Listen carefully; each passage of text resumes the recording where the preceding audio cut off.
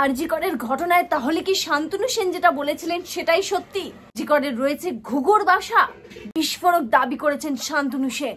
মমতা বন্দ্যোপাধ্যায় সব খবর জানেন না, একথা বলার পর দেখুন তৃণমূল কংগ্রেস কি করলো শান্তনু সেনের সঙ্গে।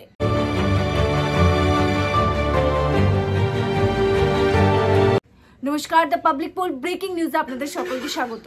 আরজি করের ঘটনা, যে ঘটনা গোটা দেশ জুড়ে আলোড়ন ফেলেছে, আর তার উপর একের পর এক ভিডিও, অডিও ক্লিপিং যেগুলো এই মুহূর্তে ভাইরাল হচ্ছে সোশ্যাল মিডিয়ায়, ভাবাচ্ছে আমাদেরকে, রীতিমতো রাতের ঘুম কেড়ে নিচ্ছে।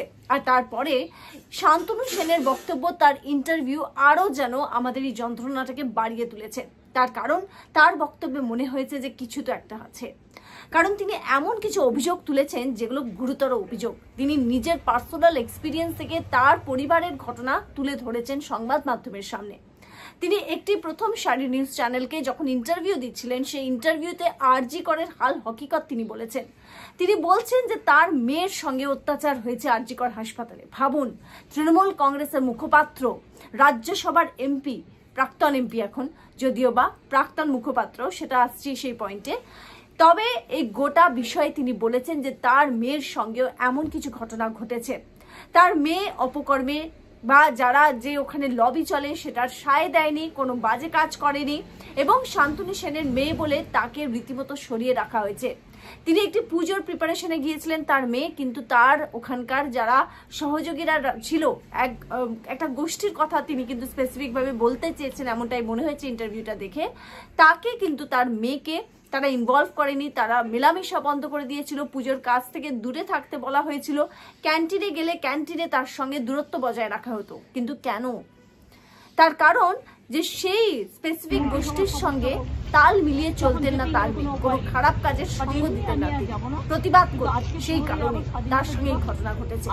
এবং শান্তনু সেনের এই বক্তব্য সামনে আসার পর রীতিমতো মানে ডামাডোল হয়ে গেছে তৃণমূলের মধ্যে, রীতিমতো একটা ঝড় উঠেছে যে কি বলছেন। তবে দেখা গেল শান্তনু সেনের এই মন্তব্যের পরই মমতা বন্দ্যোপাধ্যায় কিছুটা সামাল দেওয়ার চেষ্টা করলেন। একটি অনুষ্ঠানে ছিলেন তিনি, এবং বুধবার বিকেলে তিনি বললেন যে যারা এখন নিজেদেরকে মুখপাত্র বলছেন যে পথটা তারা ছেড়ে দিয়েছেন, তারা ছাড়েননি, আমরা তাদেরকে আগেই ছাড়িয়ে দিয়েছি। সেই স্পেসিফিক ইন্টারভিউতে শান্তনু সেন বলেছিলেন যে তিনি আর মুখপাত্রের পদে থেকে অন্তত আরজি করের হাসপাতালের বিষয়ে কোনো কথা বলবেন না, তার কনসেন্ট তাকে বাঁচছে। কারণ এই যে মেয়েটার সঙ্গে যে ঘটনা ঘটেছে সেটা দুঃখজনক, এবং তিনি যা বলেছেন দলের পক্ষে, এবং এতদিন দলের পক্ষে যা যা কথা বলেছেন, আগামী দিনেও পলিটিক্যাল জায়গা থেকে তিনি তৃণমূল কংগ্রেসের সঙ্গেই রয়েছেন। তবে আরজি কর নিয়ে তিনি আর কোনো মন্তব্য করবেন না, এই কথা তিনি বলেছিলেন। এমনকি তিনি এই কথাও বলেন ইন্টারভিউতে যে মমতা বন্দ্যোপাধ্যায়ের কাছে হয়তো সন্দীপ ঘোষ বা আরজি করে কি ঘটছে সে কোনো ইনফরমেশন নেই। বুঝতে পারছেন? একজন স্বাস্থ্যমন্ত্রী, একজন পুলিশ মন্ত্রী, আবার সেই মুখ্যমন্ত্রী মমতা বন্দ্যোপাধ্যায়ের বিরুদ্ধে তারই দলের লোক, আর কোনো ছোটখাটো নেতা নয়। কে বলছে কথা? যিনি কিনা মুখপাত্র তৃণমূল কংগ্রেসের। বর্তমানে অবশ্য তাকে অপসারিত করা হয়েছে, যদিও বা এই কথাটা একটা কনফিউশন ক্রিয়েট করছে, একটা জল্পনা, একটা বলা যেতে পারে এই নিয়ে একটা বিতর্কের সৃষ্টি হয়েছে যে শান্তনু সেনের এই মুখ খোলার জন্যই তার উপর কোপ পড়লো। যদিও বা মমতা বন্দ্যোপাধ্যায় দেখাতে চাইছে, তৃণমূল কংগ্রেস এটা দেখাতে চাইছে যে না, এই সিদ্ধান্ত তারা আগেই নিয়েছিল যে শান্তনু সেনকে অপসারিত, মানে তার পদ থেকে সরানোর জন্য তিনি আর মুখপাত্র নন। তবে যেটা অন্দরমহল থেকে আমরা যেটা জানতে পারছি যে না, এই যে সংবাদ মাধ্যমে মুখ খুলেছেন তৃণমূল কংগ্রেসের বিরুদ্ধে, মমতা বন্দ্যোপাধ্যায়ের বিরুদ্ধেও এই কথা বলাই যেতে পারে, কারণ তিনি যখন অভিযোগ তুলছেন যে মমতা বন্দ্যোপাধ্যায় বিষয়গুলো জানেন না, গুরুতর একটা অভিযোগ। সব মিলিয়ে কিন্তু তার উপর এই রোষটা পড়েছে, কোপটা পড়েছে গিয়ে শান্তনু সেনের উপর, এবং তাকে অপসারিত করা হয়েছে। ভাবুন, আরজি করের রাজ্যসভার এমপি আন্দোলনের সঙ্গ দেবেন, কারণ তিনি একজন মেয়ের বাবা, তিনি একজন নাতনির বাবা। অন্যদিকে শান্তনু সেন নিজের পরিবারের কথা তুলে ধরেছেন, নিজের মেয়ের কথা তুলে ধরেছেন। যদিও বা এখানে আবার একটা কথা বলে রাখি যে রাজনৈতিক মহলের একাংশ আবার বলছে যে শান্তনু সেনের মনে কিন্তু বেশ কিছু ক্ষোভ ছিল, বেশ কিছু রাগ ছিল তৃণমূল কংগ্রেসের বিরুদ্ধে, আর সেই কারণেই তিনি এই মন্তব্যগুলো করছেন। কেমন ধরনের রাগ?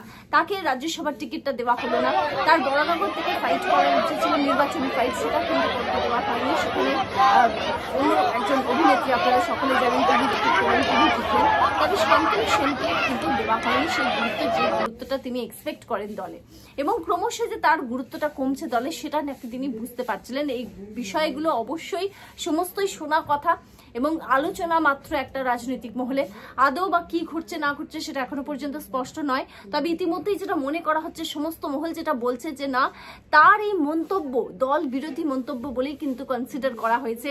এবং যেখানে তিনি ইন্টারভিউর মধ্যে বলছেন যে মমতা বন্দ্যোপাধ্যায়ের কাছে সন্দীপ ঘোষের বিষয়ে সব ইনফরমেশন নেই, যেখানে দেখা গিয়েছে যে মমতা বন্দ্যোপাধ্যায় সন্দীপ ঘোষকে রীতিমতো আরজিকরের ঘটনায় আরজিকর থেকে সরিয়ে তিনি ন্যাশনাল মেডিকেল কলেজে স্থানান্তরিত করেছেন। তখনই একটা কিন্তু বিতর্কের সৃষ্টি হয় যে সন্দীপ ঘোষকে যে এত সম্পদ, মানে মমতা বন্দ্যোপাধ্যায়ের এতই কাছের বা এতই একটা সম্পদ বলে কনসিডার করেন মমতা বন্দ্যোপাধ্যায়, তার উপর যার বিরুদ্ধে এই মুহূর্তে রীতিমতো ইনভেস্টিগেশন হওয়া উচিত তাকে তারা করার চেষ্টা, এবং সেটা নানান ধরনের ইস্যু সামনে আসছে, নানান ধরনের ইস্যু এই মুহূর্তে সামনে আসছে।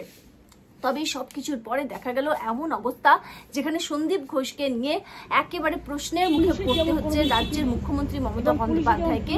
ঠিক সেই রকম একটা সময় শান্তনু সেনের যে মন্তব্য সেটা একেবারে বিস্ফোরক মন্তব্যই বলা যেতে পারে। তিনি বললেন যে সন্দীপ ঘোষের বিরুদ্ধে বেশ কিছু কথা তিনি বললেন এবং বললেন যে মমতা বন্দ্যোপাধ্যায় তাহলে সত্যি জানেন না যে সন্দীপ ঘোষের বিরুদ্ধে কি কি অভিযোগ রয়েছে, কি কি ঘটনায় তিনি যুক্ত। এমন একটা কথা বললেন যে তার কাছে আরজি করের সমস্ত ইনফরমেশন নেই। বুঝতে পারছেন, একজন রাজ্যের স্বাস্থ্যমন্ত্রী এবং তিনি হচ্ছেন মুখ্যমন্ত্রী এবং তার এই দলের একজন গুরুত্বপূর্ণ ব্যক্তি যিনি কিনা রাজ্যসভার এমপি ছিলেন, এবং শুধু তাই নয় তৃণমূল কংগ্রেসের মুখপাত্র, তিনি এই কথাটা বলছেন। কত গুরুতর একটা অভিযোগ কিন্তু এটা সামনে এসেছে।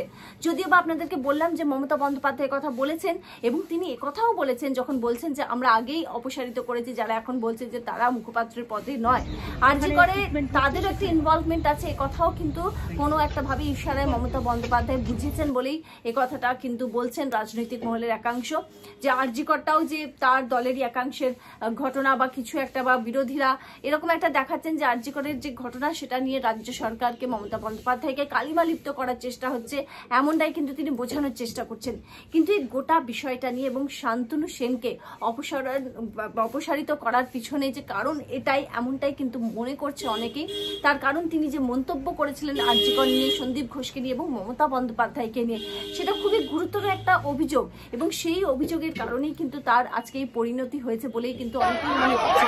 তবে আরজি করের ঘটনা আমরা দেখছি যে প্রত্যেক দিন একটা ঘটনা ঘটেছে, একেবারে ধিক্কারজনক সেই ঘটনা। রীতিমতো মাথা হেট হয়ে যাচ্ছে প্রত্যেকে, যেখানে একটা মেয়েকে জাস্টিস পাইয়ে দেওয়ার জন্য আন্দোলনকারীরা আন্দোলন চালিয়ে যাচ্ছেন, সেই আন্দোলনকারীদের উপরই হামলার ছক। সেমিনাল হল যেখানে ঘটনাস্থল, সেখানে প্রমাণ লোপাটের উদ্দেশ্য ছিল এমনটাই অনুমান, এবং এই সমস্ত অনুমান যদি সত্যি তার মধ্যে 1% থেকে থাকে তাহলে নক্কারজনক ঘটনা যে কোন রাজ্যে আমরা বাস করছি, এমনটাই কিন্তু এখন সবার মুখে একই কথা যে কোথায় আমরা বাস করছি। আমরা দেখছি যেভাবে বিরোধী দলনেতা হোক কিংবা বিজেপির পক্ষ থেকেও কিন্তু বারবার পদত্যাগের দাবি করা হচ্ছে মমতা বন্দ্যোপাধ্যায়। তার পাশাপাশি আমরা দেখেছি যে সাধারণ মানুষও কিন্তু সরব হয়েছে, এবং সব থেকে গুরুত্বপূর্ণ বিষয় যে বাংলাদেশের যে আন্দোলন আমরা দেখেছিলাম, যে আন্দোলনের সূত্রপাত কয়েকদিন আগেই আমরা দেখলাম, ঠিক স্টুডেন্টদের প্রটেস্টের মাধ্যমে, আন্দোলনের মাধ্যমেই কিন্তু সেই আমরা দেখেছিলাম যে আন্দোলনের সূত্রপাত বাংলায়। দেখুন, গতকাল আমাদের মন্ত্রী অখিল গিরি মহিলা ফরেস্ট অফিসারের সাথে যে আচরণ করেছে, ইতিমধ্যে দলের তরফ থেকে এবং তার এই নির্মম ভাবে যে ঘটনা তার সঙ্গে ঘটলো সেটার প্রতিবাদী করছে কিন্তু স্টুডেন্ট সমাজ বা ছাত্র সমাজ। এখানেও কিন্তু দেখা যাচ্ছে যে কোথাও একটা মানে সেই ছাত্র সমাজে এগিয়ে আসছে, এবং এই মুহূর্তে যেমন বিরোধী দলনেতা শুভেন্দু অধিকারী বলছেন যে শুধুমাত্র একটাই দাবি, পদত্যাগ করুন মুখ্যমন্ত্রীর, পদত্যাগ করুন মমতা বন্দ্যোপাধ্যায়। এবার হচ্ছে অনেকেই কথাটা বলছেন যে হাসিনার সঙ্গে এই ঘটনার কোথাও একটা মিল পাওয়া যাচ্ছে। গতকাল মমতা বন্দ্যোপাধ্যায় দলের কাছে তার পদত্যাগ বলার চেষ্টা করেছেন যে কিছু লক্ষণীয় বিষয় এই ধরনের রাজধর্ম পালন একমাত্র তৃণমূল কংগ্রেসই দলগত ষড়যন্ত্র করছেন, এবং যেটা বাংলাদেশে ঘটেছে সেরকমই একটা ঘটনা ঘটানোর চেষ্টা করছেন, একথাও কিন্তু মমতা বন্দ্যোপাধ্যায় বলেছেন। কিন্তু সব মিলিয়ে আরজি করের যে ঘটনা, আমরা যেটা দেখলাম যে আদালত যে কথা বলল যে সঞ্জয় রায় অভিযুক্ত, তাকে গ্রেফতার করার পর থেকে কোনো ইনভেস্টিগেশন আগেই যায়নি, সেটা কেন, এই নিয়ে প্রশ্ন উঠছে। সেমিনার হলের সামনে যে ঘরটা ভাঙার যে কথা উঠেছে, যদি এটা সত্যি থাকে, যদিও বা সেই অভিযোগ যখন উঠেছে কেউ কিন্তু এসে বলেনি যে না এটা মিথ্যে কথা, রটানো কথা, বা সোশ্যাল মিডিয়ায় করতে পারে। নারী বিদ্বেষী ভারতীয় জনতা পার্টি কোনোদিন রাজধর্ম পালন করার ক্ষমতা দেখাতে পারবে না, বা অতীতে এই বাংলায় যারা একাধিক নারী বিদ্বেষী আচরণ করেছে সেই সিপিএমও কোনোদিন এই রাজধর্ম পালন করতে পারে। স্বাস্থ্যমন্ত্রী এবং তার সঙ্গে মুখ্যমন্ত্রী, স্বাস্থ্য দফতর, এবং সব থেকে দুঃখের বিষয় যেটা হচ্ছে যে যিনি মুখ্যমন্ত্রী, মহিলা মুখ্যমন্ত্রী, তার আন্ডারেই কিন্তু স্বাস্থ্য বিভাগ রয়েছে, তার আন্ডারেই কিন্তু পুলিশ বিভাগ রয়েছে। আর সেই রাজ্যে এমন একটা ঘটনা, যদিও বা তাদের পক্ষ থেকে বলা হচ্ছে যে সব রকম চেষ্টা চলছে, এবং তাদের পক্ষ থেকে চেষ্টা চালিয়ে 12 ঘন্টার আগেই যে মূল অভিযুক্ত তাকে গ্রেফতার করা হয়েছে। আমরা দেখেছি যে নগরপাল তিনিও কিন্তু মেজাজ হারিয়ে ফেলেন গতকাল যখন এই ঘটনা ঘটে, আরজি করে যে আন্দোলনকারীদের ওপরই হামলার ঘটনা, সেই স্পটে তিনি এসে গোটা অভিযোগ বা গোটা দায়টা চাপিয়ে দেন মিডিয়ার ওপর। তবে সত্যি কথা বলতে যে হয়তো মিডিয়া না থাকলে আজকে এই জায়গাতে এই আন্দোলন কিংবা এই গোটার তদন্তটা যেত না, বা আন্দোলনকারী যারা আন্দোলনটা করছে, চালিয়ে নিয়ে যাচ্ছে, তাদেরকে হ্যাটস অফ যে তারা তাদের সহযোগী বা তাদের যে কলিগ ছিলেন সেই মেয়েটি, তার সঙ্গে যে নির্যাতন হয়েছে তার পাশে দাঁড়িয়েছে, নিজেদের ক্যারিয়ার নিজেদের সবকিছু ভুলে তার পাশে কিন্তু তারা দাঁড়িয়েছেন। তারাও কিন্তু চুপ করে যেতে পারতেন, কিন্তু মেনে নেননি অত্যাচারটা, অন্যায়টা।